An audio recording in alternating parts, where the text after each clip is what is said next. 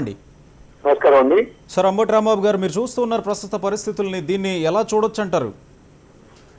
ఇప్పుడు జరుగుతున్నటువంటి పరిణామాలు చూస్తుంటే కొద్దిగా బాధ కలుగుతా ఉన్నాయండి.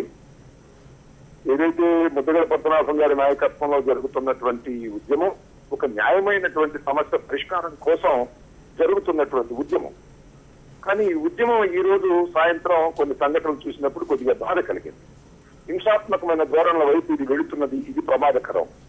ఏ ఉద్యమమైనా శాంతియుతంగా దీర్ఘకాలికంగా చేయాలనుకున్నప్పుడు దానికి ఒక పద్ధతి ప్రకారం జరగాలి. కానీ దీనికి హింసాత్మక సంఘటన జరగడానికి ప్రధానమైన కారణం ఒక కోణంలో చూస్తే చంద్రబాబు నాయుడు గారు అలసత్వం అని చెప్పక తప్పదు. ఎందుకంటే చంద్రబాబు నాయుడు గారు ఒక కాల నిర్ణయాన్ని నిర్ణయించి కాపుల్ని బీసీలో చేరుస్తానని ఇచ్చినటువంటి వాగ్దానాన్ని కాలయాపన చేయటం వలన ఇలాంటి పరిణామాలు వచ్చినాయి అనేది నా అవగాహన. అయినా ఇలాంటి హింసాత్మక సంఘటనలను వైఎస్ఆర్ కాంగ్రెస్ పార్టీ కానీ మేము కానీ తీవ్రంగా ఖండిస్తున్నాం. కానీ దీనికి బాధ్యత వహించవలసినటువంటి అవసరం ఈ ప్రభుత్వం మీద, ముఖ్యమంత్రి గారి మీద కూడా ఉందని వారికి గుర్తు చేస్తున్నాం. అలాగే కాపు ఉద్యమకారులు ఎవరైతే ఉన్నారో మిత్రులు వారందరికీ మనం చేసేది ఏంటంటే దీనిలో దుష్టశక్తులు ప్రవేశించి కాపు ఉద్యమాన్ని చిన్నాభిన్నం చేయడానికి ప్రయత్నం చేస్తున్నటువంటి ఈ తరుణంలో జాగరూకతతో వ్యవహరించాలని, ఇలాంటి హింసాత్మక సంఘటన జరగకోకుండా ప్రజలు జాగ్రత్తలు తీసుకోకపోయినట్లయితే సభ్య సమాజం మనని క్షమించదని, ఆ దిశగా కూడా కాపులు కూడా ఆలోచన చేయాలని మేము మనవి చేస్తున్నాం. జరుగుతున్నటువంటి సంఘటనలను తీవ్రంగా ఖండిస్తున్నాం.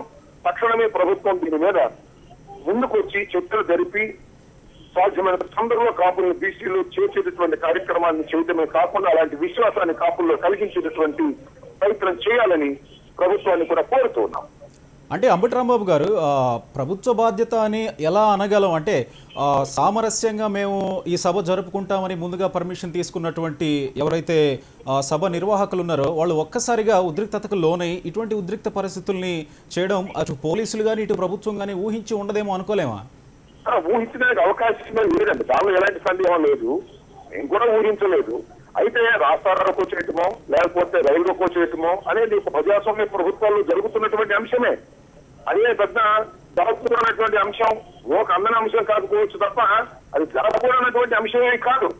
కానీ ఇలాంటి పరిణామాలు రావడానికి ప్రభుత్వం కూడా బాధ్యత ఎందుకు వహించకూడదు అని నేను అంటున్నానంటే ఈ బహిరంగ సభను చిన్నాభిన్నం చేయడానికి, ఈ బహిరంగ సభను ఫెయిల్ చేయడానికి ప్రభుత్వ యంత్రాంగం కుట్ర చేసిన ఫలితమే ఈ పరిణామాలకు దారితీసిందనే విషయాన్ని కూడా ఆ కోణంలో కూడా దయచేసి ఆలోచించాలని మనం చేస్తున్నాం. ఏంటి మీరు అంటున్నట్టు? మీరు అదే మీరు అనే కుట్ర ఏంటి చెప్పండి. అదే నేను చెప్తున్నదే. ఇప్పుడు నిన్నే చంద్రబాబు నాయుడు గారు టెలికాన్ఫరెన్స్ పెట్టి ఈ కాపు సమావేశానికి ఎవరు వెళ్ళొద్దు అని చెప్పవలసిన అవసరం ముఖ్యమంత్రికి లేదు కదండి. అది చెప్పాల్సిన అవసరం ఉందా? ఆయన ఇచ్చిన వాగ్దానం మీదనే కదా ఇవాళ నెరవేర్చమని కోరుతున్నాం. అందువల్ల హింసాత్మక సంఘటనల్ని దయచేసి సపోర్ట్ చేయడానికి వైఎస్ఆర్ కాంగ్రెస్ పార్టీ కానీ మేము కానీ సిద్ధంగా లేవు, దాన్ని ఖండిస్తున్నాం. అయితే ప్రభుత్వం అలసత్వ ధోరణి ఉన్నదా లేదా మీరు ఒకసారి ఆలోచన చేయండి. నిర్ణీత కాల వ్యవధిలో కాపుల్ని బీసీలో చేరుస్తామని ప్రకటించినటువంటి ప్రభుత్వం నిర్ణీత కాల వ్యవధిలో ఎందుకు నిర్ణయం తీసుకోలేకపోయింది? ముద్దగడ పద్మనాభం ఉద్యమ శంకారావం కూడించేంత వరకు ఎందుకు కలపలేకపోయింది అనే దానికి సమాధానం చెప్పవలసినటువంటి బాధ్యత ఈ రాష్ట్ర ప్రభుత్వం మీద ఉన్నదా లేదా? మీరు చెప్పినటువంటి వాగ్దానమే, మీరు ఇచ్చినటువంటి వాగ్దానమే. ముద్దగడ పద్మనాభం గారు బయటకు వచ్చి ఉద్యమాన్ని చేస్తున్నాను, 31వ తారీఖున బహిరంగ సభ ఏర్పాటు చేస్తున్నాను అని చెప్పేంత వరకు కూడా కార్పొరేషన్ ఎందుకు ఏర్పాటు చేయలేదు?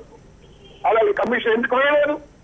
ఇది బాధ్యత మీది కదా, మీరు ఎందుకు చేయలేకపోయారని అడుగుతా ఉన్నా. మీరు చేసి ఉన్నట్లయితే ప్రభుత్వం వచ్చింది, దానిలో తొలి సంతకాలు పెట్టానన్నారు. అలాంటి తొలి సంతకాల సందర్భంలోనే కాపులు బీసీలో చేసే కార్యక్రమాన్ని మేము చేయబోతున్నామని సంతకాలు పెట్టి ఉన్నట్లయితే ఈ పరిస్థితి వచ్చి ఉండేది కాదు అనేది నా అభిప్రాయం. మీరు అందరూ కూడా ఏకీభవించాలి దీనికి, ఎందుకంటే వాస్తవాలు కనిపిస్తా ఉన్నాయి. రైట్. వైసీపీ నుంచి ఈ జీవో నంబర్ 30 ఏదైతే ఉందో దీని మీద మీ అభిప్రాయం ఏంటి? 30 జీవో ఇలా ముద్దగడ పద్మనాభం వరకు చెప్పారు. 30 జీవో కాంగ్రెస్ ప్రభుత్వం అధికారంలోకి వచ్చినప్పుడు, అధికారంలో ఉన్నప్పుడు విడుదల చేసిందని, కాంగ్రెస్ ప్రభుత్వం ఓడిపోయిన తర్వాత చంద్రబాబు నాయుడు గారు కోర్టుకు పంపించి కోర్టులో వాదించి డిలే చేసి టాక్టిక్స్ ఉపయోగించి దాన్ని అమలు చేయకుండా చేద్దామని ఆయనే చెప్పారు. ఇంకా దాని మీద అభిప్రాయం ఉంది, ఆయన స్పష్టంగా చెప్పారు కదా. ఆయన 37 జీవో రావడానికి ఆ రోజున ఆయన విజయభాస్కర్ రెడ్డి గారి టైంలో ఆయన ఉద్యమం చేయడం, నిరాహార దీక్ష చేయడం వల్ల 30 జీవో వచ్చింది. ఆ 30 జీవో గురించి ఆయన ఈ ఉద్యమం ఇంతకు రాష్ట్రాల కొరకు ముందు ఆయన వివరంగా చెప్పారు. అందువల్ల 30 జీవో సంగతి ఆయన చాలా స్పష్టంగా చెప్పారు.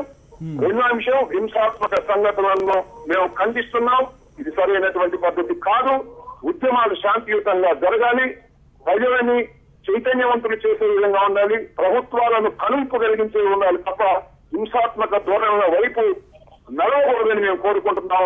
అలా నడిచే విధంగా దయచేసి కాపులు ప్రవర్తించకూడదని మా మిత్రులు వాళ్ళందరికీ కూడా విజ్ఞప్తి చేస్తున్నాం, శాంతియుతంగా వ్యవహరించమని కూడా కోరుతున్నాం. Right, thank you very much Ambati Rambabu గారు మాతో జాయిన్ అయినందుకు.